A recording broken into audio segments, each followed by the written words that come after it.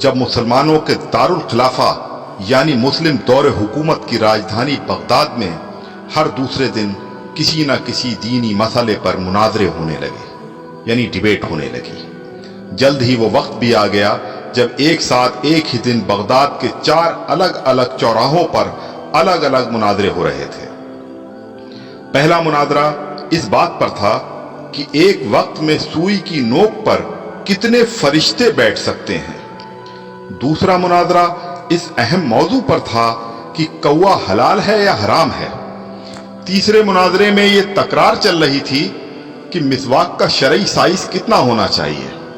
ایک گروہ کا کہنا تھا کہ 1 بالش سے کم نہیں ہونی چاہیے، اور دوسرے گروہ کا یہ ماننا تھا کہ 1 بالش سے چھوٹی مسواک بھی جائز ہے۔ ابھی یہ ڈیبیٹ چل ہی رہی تھی کہ ہلاکو خان کی قیادت میں تتاری فوج بغداد کی گلیوں میں داخل ہو گئی اور سب کچھ تہس نہس کر دیا۔ مسواک کی حرمت بچانے والے لوگ خود ہی بوٹی بوٹی ہو گئے۔ سوئی کی نوک پر فرشتوں کی گنتی کرنے والے لوگوں کی کھوپڑیوں کی میناریں بن گئیں جنہیں گننا بھی ممکن نہیں تھا۔ کوے کے گوشت پر بحث کرنے والوں کے مردہ جسموں کو کوے نوچ نوچ کر کھا رہے تھے۔ آج ہلاکو خان کو بغداد تباہ کیے سینکڑوں برس گزر چکے ہیں، مگر قسم لے لیجئے جو مسلمانوں نے تاریخ سے رتی برابر بھی سبق لیا ہو۔ آج ہم مسلمان پھر ویسے ہی مناظرے سوشل میڈیا پر یا اپنی محفلوں، جلسوں اور مسجدوں کے ممبروں سے کر رہے ہیں۔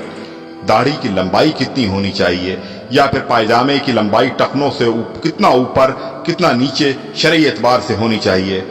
فرقے اور مسلک کے ہمارے جھنڈا بردار صرف اور صرف اپنے اپنے فرقوں کو جنت میں لے جانے کے دعوے کر رہے ہیں، اور دور حاضر کا ہلاکو خان ایک ایک کر کے مسلم ملکوں کو نیست نابود کرتا ہوا آگے بڑھ رہا ہے۔ افغانستان، لیبیا، عراق کے بعد سیریائی بچوں کی کٹی پھٹی لاشوں کی گنتی کرنے والا کوئی نہیں ہے۔ بے گناہوں کی کھوپڑیوں کے مینار پھر بنائے جا رہے ہیں۔ آدم کی نسل کے نوجوانوں، بوڑھے، بزرگوں کی لاشوں کو کوے نوچ نوچ کر کھا رہے ہیں، اور ہوا کی بیٹیاں اپنی عصمت بچانے کے لیے امت کی چادر کا کونا تلاش کر رہی ہیں۔ جی ہاں، اور ہم خاموشی سے اپنی باری آنے کا انتظار کر رہے ہیں۔